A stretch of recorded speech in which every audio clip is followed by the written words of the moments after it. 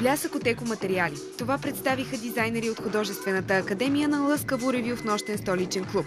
Инициативата е на водеща иновативна компания в областта на туризма, която дава шанс на младите артисти в България. Целта е популяризирането на екоидеята. Аз съм много ангажиран с екодвижението. С екомодата ние изпращаме послание. Повечето хора се интересуват от живота на знаменитостите. Затова, ако искаш да стигнеш до масите и да допринесеш за превръщането на света в едно по-добро място, най-сигурният и бърз начин е модата, защото всички се интересуват от нея.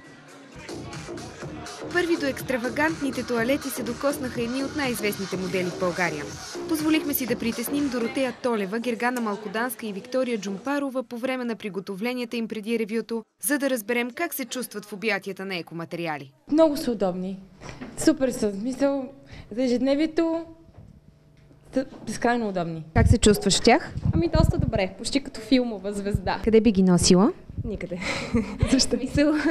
Това не са дрехи, които са за ежедневието, предполагам. Са за ревю, окей, за сцена, са ефектни. Може би за някакво по-специално парти или събитие, някое с по-разчупено мислене и може би не за България предимно.